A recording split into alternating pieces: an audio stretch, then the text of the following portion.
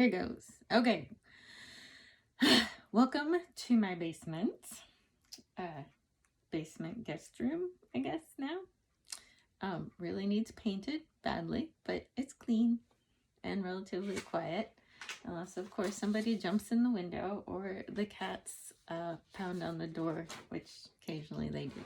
They don't pound really hard, though. Okay, so it's pretty late. You can't tell that. So I might start not making a lot of sense as I do this.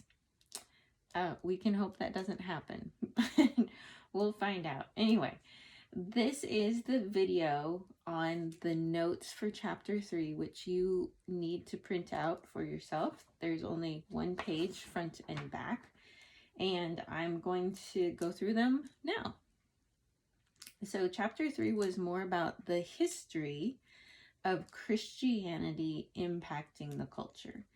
And one of the quotes that I took from chapter 3 is that right beliefs, not just actions, enable Christians to change the world.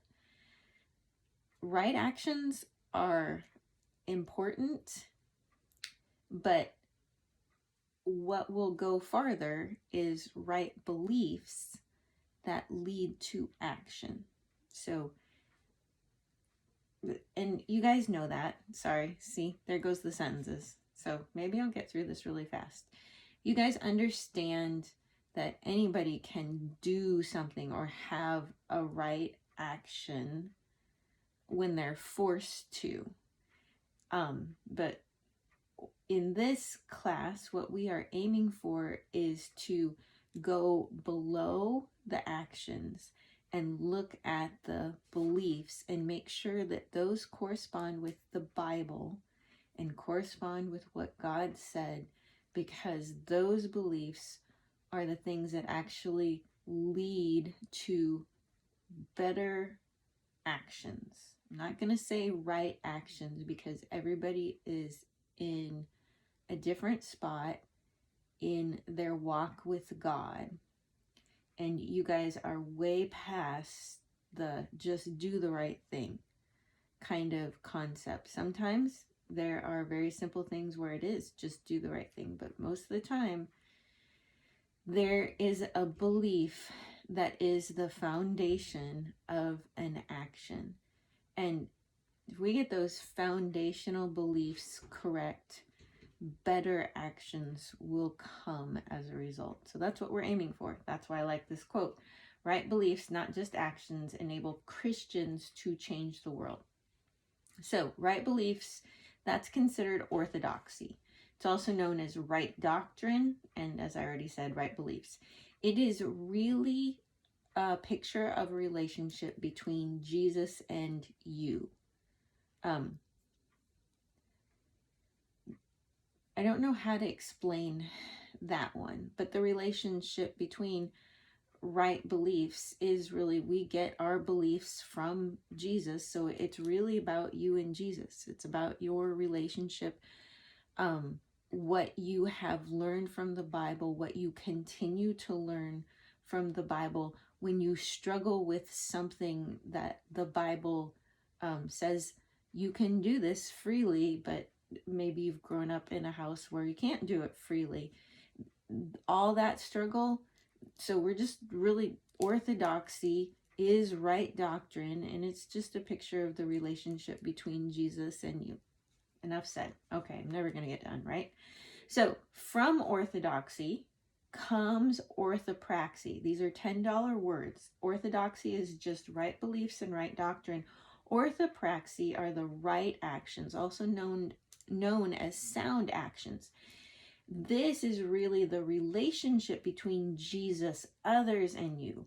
Because of the Jesus-you relationship, orthopraxy takes place in the realm of, because of Jesus, I choose to treat others this way. So it's a Jesus, others, you. You might say Jesus, you, others. It's just there's a triad there, okay? I always struggle with this part every year, and maybe I just need to take it out. But try and understand what I'm saying. Okay, So then back to the notes. So from orthodoxy comes orthopraxy. From right doctrine comes right actions. Not too hard. From right beliefs comes sound actions. All right. Believing rightly is the difference between avoiding murder and actively helping, protecting, educating, and loving people. So read that next statement. Read the italics first, because that is the original statement, and then the other things are there to explain it. So believing rightly that's sound doctrine. Okay, that's orthodoxy. Orthodoxy is the difference between avoiding murder, and then you have a statement there from the Bible where it says do not murder, or do not murder because there are consequences, okay, which is culture sustaining. We will have more culture and more people if we don't murder them, okay, or if they're not murdered. And actively helping, protecting, educating, and loving people. So it's, the Bible does say do not murder. And if you do, it is in Leviticus, Numbers, maybe even Exodus, where there's Old Testament law, and even in the New Testament, there are consequences that the Bible talks about. Well, so that's there. But believing rightly is more than just don't do that. Believing rightly goes on to say, love the Lord your God with all your heart, your mind, your soul, and your strength, and love your neighbor as yourself. And that is culture shaping. So whereas not murdering will sustain culture, loving the Lord your God and loving your neighbor as yourself and doing more than just not murdering actually shapes culture. This is kind of hard to see. So when you look at your notes, look at the italics as a whole statement. Believing rightly is the difference between avoiding murder and actively helping, protecting, educating, and loving people. Then you have an example. Do not murder, which is a good thing. You go past that to love the Lord your God with all your heart, your mind, your soul, and strength, and love your neighbor as yourself. The first one, do not murder, is culture sustaining, but the next one is culture shaping. So if you have the right doctrine, you're more inclined to be a culture shaper as opposed to a culture sustainer. Culture sustaining is not bad, but there's more than that. Okay, that took a really long time. I'm sorry. Let's move on. Okay, so now we need to talk about the where and what about belief. This is about right beliefs. We're talking about orthodoxy. Your book is going to give you an example. A person's religion has a big effect on how he or she influences culture. So we're talking religion here, not worldview. So then you'll see in smaller print, religious belief is to culture what an artistic style, such as Impressionism, is to painting. Let's explain that. What does that mean? Well, a painting is the product of an artist's belief and skill. So Impressionism is the product of an artist's belief and skill. Religious beliefs guide what we think is or is not right and guides the culture we create. You guys already live this and your head probably goes, yeah, I get it. So that's good. This is not new news. And also I want to remind you that when we talk about religion here, that religion is a set of beliefs concerning the cause, nature, and purpose of the universe. Okay, so we're talking about those big questions. So in total, a person's religion has a big effect on how he or she influences culture. Are you a culture sustainer where you just don't do the don't things and do the do things? or are you a culture shaper? There is a difference. Okay, what else? Belief precedes practice. Precedes just means it comes before. And in Luke 6, it says, out of the abundance of the heart, the mouth speaks. So whatever you truly believe, you will have actions that just follow through with that true belief. Yes, you can fake it for a while, but you won't be able to fake it for forever if you are faking it. If you're not faking it, then your actions are just going to follow what you really believe to be true. I take you back to our tattoo conversation, where people are going to choose to get a tattoo based on what they believe is right and wrong. Now, if you asked my mom's generation, they had a whole different idea of what tattoos were supposed to mean than my kids have as an understanding. And both of those are based in religious beliefs or orthodoxy.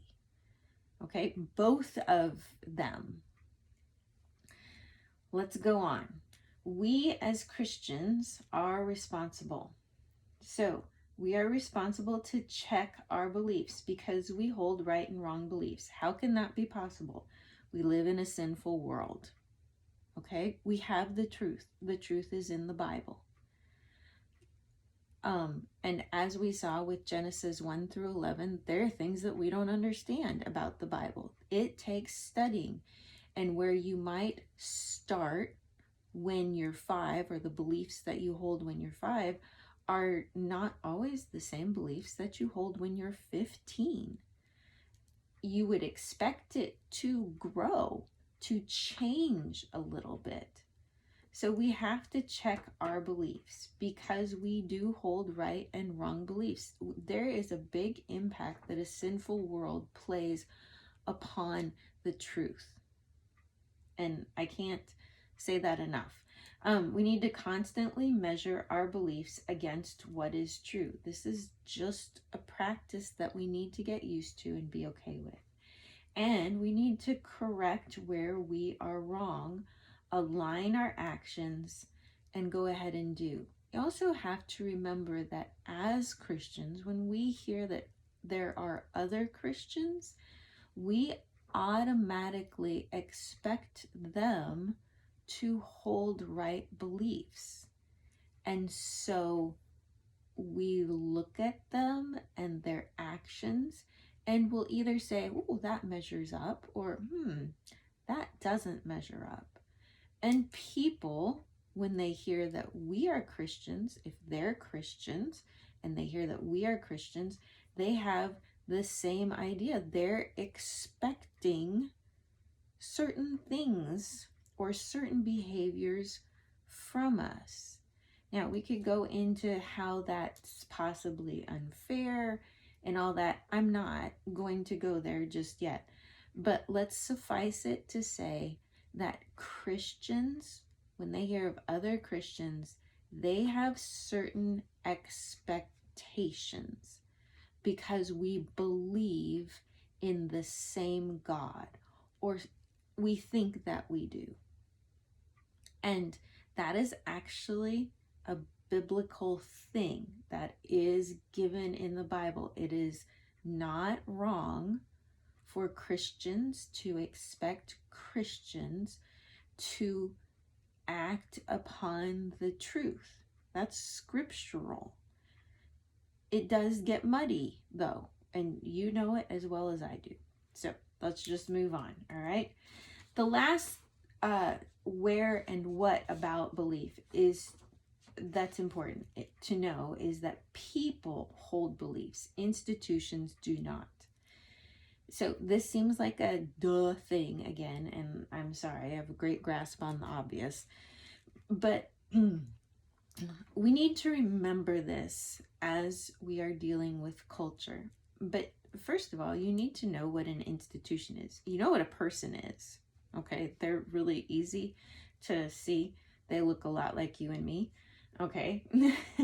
But what is an institution? An institution is made up of people, but I can give you some examples. So the church is an institution, all right?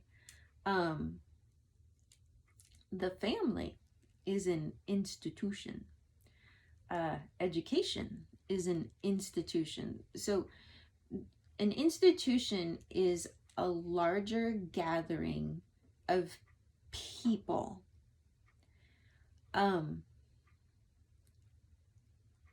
Which, once again, it's a duh thing. But institutions hold people. Let's just think of it that way. That's the easiest way to think of it. Institutions hold people, and it is the people who hold the beliefs. It is not the institutions that hold the beliefs, because an institution is incapable of holding a belief. An institution is a conglomeration of people. And usually that institution comes together because there are similar beliefs, but they're not identical. And it's just important to remember, and I know I've said it like 5 times now, the institution does not hold beliefs. The institution holds people that hold the beliefs. So we're getting persnickety about this, but it is important. Okay, let's turn the page. So, and on the back you will see, why do we remember this? I did a really lousy job of printing out these notes. So anyway, that's why you need to remember this. Institutions hold people, and people hold the beliefs. Okay, I think I've said that enough. Alrighty, so let's look a little bit into history. What have Christians done? Well, I'm going to read this part to you because it's really just easier to do it that way. Because of belief in made in the image of God, which is in the Bible, Christians advanced human rights. So treating people with respect and as valuable. Because of belief that everyone bears the image of God, which is very similar to made in the image of God, Christians brought about the abolition or the ending of slavery. Because of the belief that God created Eve and all women bear the image of God and that God knits every child together in the womb, Christians secured the basis for women's and children's rights. Because Christianity is a belief and thought system where you will find, train up a child in the way he should go, and when he is old, he will not depart from it. And even in Proverbs, it says, sell everything to get wisdom. Christians have always valued the life of the mind, meaning education. Because of Christian beliefs about the body, it's a temple. You love your neighbor, you glorify God in all you do, and you provide for your relatives. Christians formed the practice of modern medicine. Because of the Bible's teaching on mercy, think the Good Samaritan parable. Christians instituted principles of modern charity. So when you give to Goodwill, or you give to something that is sending money to a place where there's been a hurricane or where there's a war. So if you send money to the Ukraine. So Christians that's a charity. Christians started the principles of modern charity. Because God cares about what he has made, and so should we. The Bible says not a sparrow falls that God doesn't know about. And even think about God's conversation with Job towards the end of the book, where he says, what have you done? And then he lists all the things that he's done, about knowing when the goat gives birth on the mountain, and how do you fill the storehouses with snow, meaning weather and precipitation.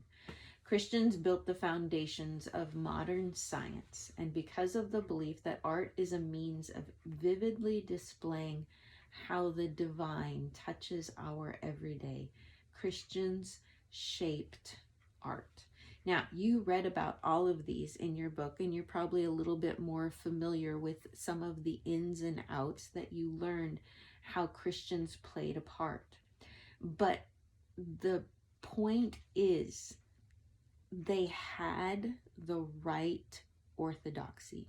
They had the right belief, and it turned into orthopraxy, which was sound actions, or you can even say right actions. It's all based on the beliefs. Now, let's ask some questions, because we don't want to just give people an A+ and just pass everybody, okay, and say Christians are without fault, because we know that's not true. Did Christians shape these areas perfectly? No, they did not. Did they shape them? Yes. Did they shape them because of their beliefs? Yes, they did. But they didn't shape them perfectly. Did non-Christians also shape these areas? Yes, they did. But what was their staying power? What was their end goal? So I think if you think back to the lecture over chapter 2, it's going to escape me and I'm going to forget it now, what I said. So I'm not even going to be able to tell you what I was thinking. But anyway, I have another example. Woohoo! Okay, so let's go back to education. Your notes say, because Christianity is a belief and thought system, you will hear the words, train up a child in the way he should go, and when he's old, he will not depart from it. Proverbs says, sell everything to get wisdom. Christians have always valued the life of the mind, meaning education. And there has been, anywhere Christianity infiltrates, there is a large push to educate all people. And we've seen that. You're very aware of the education system, okay? You have grown up with it. You are also aware that the education system now is a lot different. And you might even say that it is a desert zone. And by desert, I mean dry and lifeless. Even though it's supposed to have a lot of life, it does not have a lot of life. It has a lot of death in it. So when Christians take their right beliefs and they apply it somewhere, the idea is that sound actions come from that. Just one example of non-Christians shaping education: as more non-Christians get a hold of more education, you have seen the desertness of it. It is not vibrant. It is not alive. There was a time when kids graduated from high school and they didn't have to love God, but they respected him for what he did. They did love their country. They didn't have to like their parents, but they respected them. They knew what it was like to hear the words, yes, you can do that, and no, you can't. And they knew that their parents were probably saying those things for a reason. Today, God is, people try and banish God from the classroom in every way, shape, and form. There's not a lot of respect for our country, and yet our country is the one that people are still trying to get into. And I know I'm pulling up current issues, But you know how many, or you have heard how many people have crossed the border illegally. And we're talking about millions. Why would somebody cross a border from a country to another country that where the United States is supposed to be so racist and so bad? Why would people come here if there wasn't something good about it? Now, I understand our country is probably not at the peak that it once was. Okay, I get that. But people are still trying to get in. And I think that you choose to love your country or you choose not to love your country, not based on what it gives you, but based on what God says in His Word. And we have lost sight of that, and it is children and students that are not hearing the right doctrines so that they can put forth right actions or sound actions. And the education system has been greatly taken over by unchristian beliefs or non-Christians, people who want to get rid of God. Now, I know there are Christian teachers in our schools. I know there are Christian principals. I know there's even some on school boards. I know there's some in colleges. You could easily say there's not enough. And you could easily say they are so persecuted or limited in what they can do that whenever they do choose to speak life, they are at risk for losing everything. So that's an unusual environment that is not the idea that's in the Bible about education. Now, you guys know that. But so when I say, did non-Christians also shape these areas? Yes, they did. But what was their staying power? It seems like the staying power for non-Christians is to get rid of God. We have to get rid of God.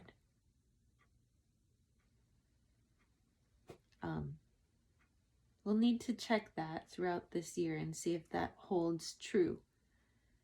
But I think that might be it. But I'm okay if I'm wrong. So we'll ask this question again. Anyway, let's talk about a culture example. And you have down there the Royal Charter Storm and Admiral Robert Fitzroy. So I'm going to read and tell you a story. So the Royal Charter Storm, which is also known as the Great Storm of 1859, it happened on the 25th and the 26th of October of 1859. It was considered to be the most severe storm to hit the Irish Sea in the 19th century, and it had a total death toll estimated at over 800. It's called the Royal Charter Storm because of the ship named the Royal Charter, which was driven by the storm onto the east coast of Anglesey, Wales, with the loss of over 450 lives. Now, there were consecutive years where people would be killed at sea because the weather was considered an act of God. There was no weather forecasting. Now, the ship's captains knew how to steer the ship. They had maps. They probably weren't as good as our maps are now, but they had maps, and they were very intelligent in how to sail their ship. But what caused so many deaths was the weather. There was no weather predicting at this time. And I think, if I remember correctly, that I think it was more than 1 year. This was just a storm that took place in October of 1859 where 800 people are killed.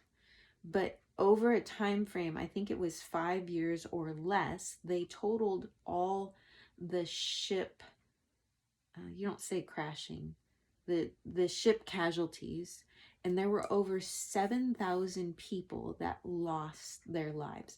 So because they cannot predict the weather, because the weather is considered an act of God, and because traveling by ship was a common thing, people are losing their lives.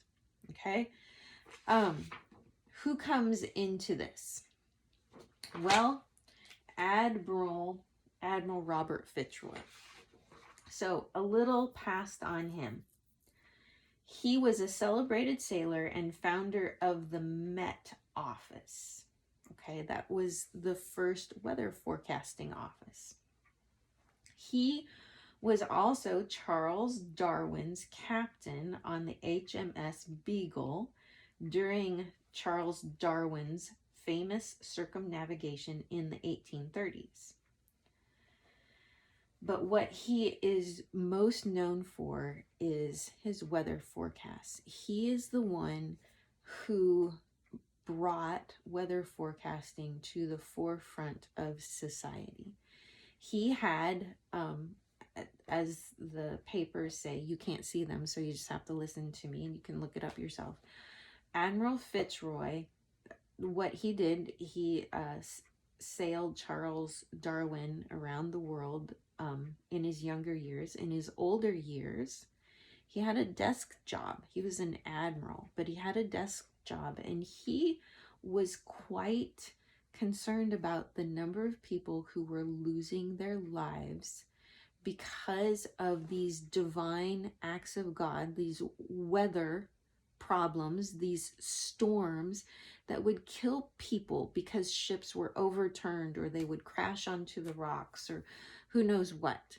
But he was just greatly affected like that, and he believed that there's got to be a way, there's got to be some pattern, there's got to be a way that we can start reading the weather.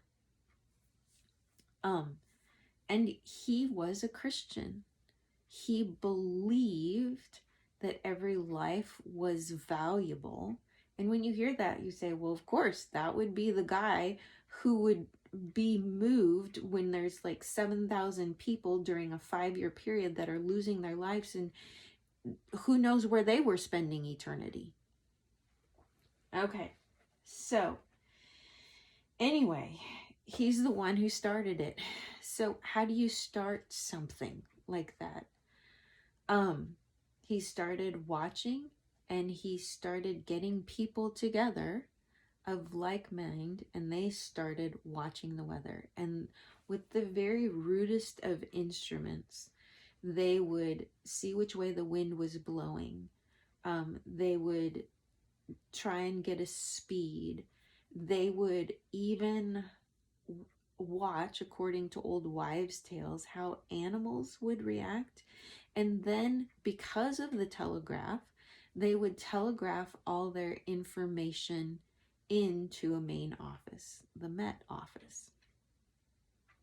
But it was really rudimentary. Okay, this was the beginning. So they didn't know everything that they needed to look for, but this was the beginning of it. And his whole goal, and I know I've already said this, his whole goal was to read the weather so that the ship's captains could make the best of choices, and that less people would lose their lives and spend an eternity without having the possibility to know God. So, weather forecasts, he started to make them public. He would put them in the newspaper. Okay? sometimes, just like now, he was right, and sometimes he was wrong. And more often than not, he was wrong, because it was new, okay? He was fighting against the belief that you can't do anything about reading the weather because it is a divine act of God. Now, I agree, it's a divine act of God, but you can read some things about it, and we know that. Okay, so his storm warnings began in 1860, and his general forecasts followed the next year, stating the probable weather for 2 days ahead. So the first conclusions that they would say, it's either fine, fair, rainy, or stormy. Okay? So this was all new. And when he got it wrong, the newspaper crucified him. Okay?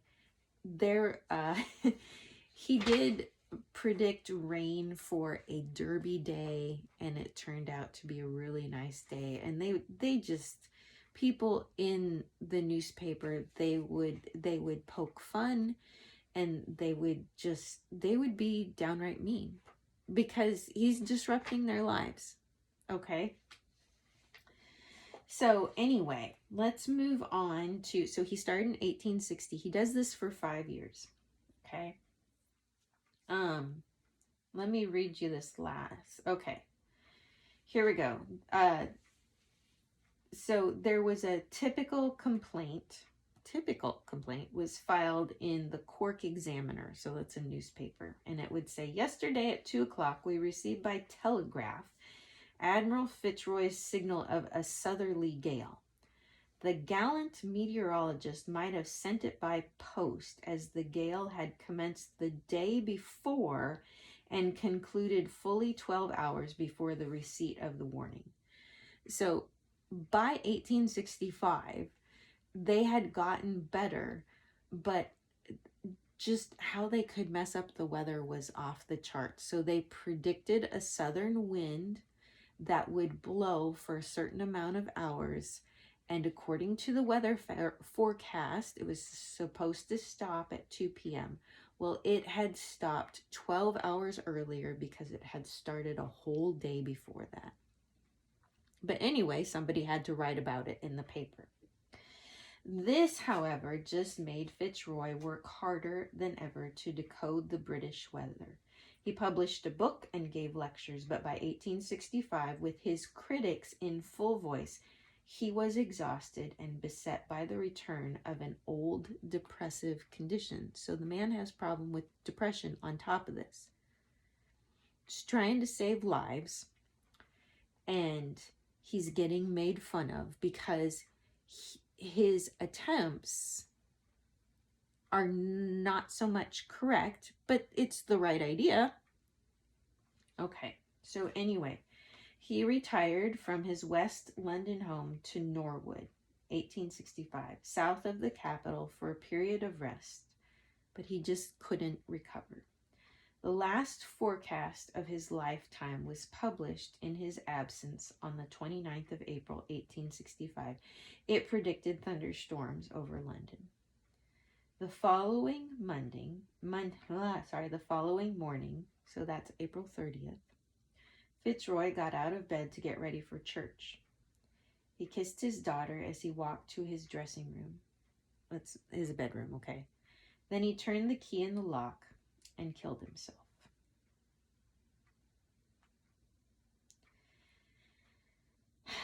At the time, it seemed that Fitzroy's forecasting project had ended in failure. The man killed himself. But today, his vision of a public forecasting service funded by government for the benefit of all is fundamental to our way of life. His department, which began with a staff of 3, now employs more than 1,500 people and has an annual budget of more than $80 million. billion pounds, however much money that is. Perhaps the most fitting tribute came in 2002 when one of the BBC's iconic shipping forecast regions was renamed from Finisterre to Fitzroy in his honor. Now, why do I bring this up? We all know that we live in a sinful world. We often don't really believe it's going to affect us. And God asks us to do hard things. And we need to keep that in mind. Now, I still believe that God provides the strength and the wisdom to get things done. But I also know that the human soul, when wounded, it doesn't just disappear. Now, we could get on Fitzroy's case and say, you didn't believe in God enough. Where's your right beliefs? He had right beliefs. But when you live in a sinful world, they're not going to choose life over death. They're not going to choose truth over lives. And do you know who is at the heart of that? It's Satan. It is not the people that we see that are spewing the lies. It's Satan because he has a hold of them. But Fitzroy lost sight of that, and he heard the people, and he got stuck on the people, just like most of us would, because it would be painful to be made fun of publicly over and over again when you're just trying to keep people alive. Living in our culture is difficult, and I know you guys know that. It's not news. I also know that sometimes we carry this fanciful idea that Jesus is the answer for everything, and he is. But you have to be able to say more than Jesus is the answer. You have to have a firm belief in who you are in relation to God and who God is.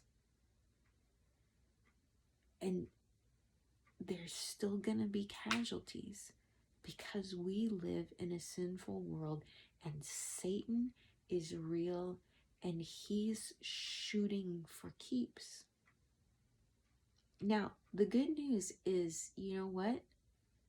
Fitzroy was just the beginning of weather forecasting, and they still get it wrong. But people are alive because they got it right. And people are alive because God had him influence it. God chose him to be step one. I wish there was a happier ending for that. But there's not. And I think it's also important to remember that from, I think it's chapter 1 or chapter 2, we serve a big God. There is nothing that he cannot do. We also need to carry, so we carry that in one hand. We also carry in our other hand at the same time that we live in a sinful world. And though that's just true. It's true all the time. So as you and I step out into culture, that is just always true as we deal with people, with family, with friends, as we look to the Bible for right doctrine, for right beliefs, and then try and follow through with orthopraxy, which is sound actions. These are still going on. Big God, sinful world.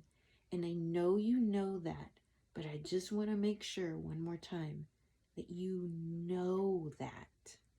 That's where we have to start. We have to see what's there. That doesn't mean that God is limited. It just means we need to know. So anyway, I have talked long enough. You were patient. That went longer than I wanted to, but oh well. So anyway, you have a quiz this week, and I will not see you until the following Friday, which I think should be October 14th. Just watch Google Classroom for assignments and information, and thank you for listening.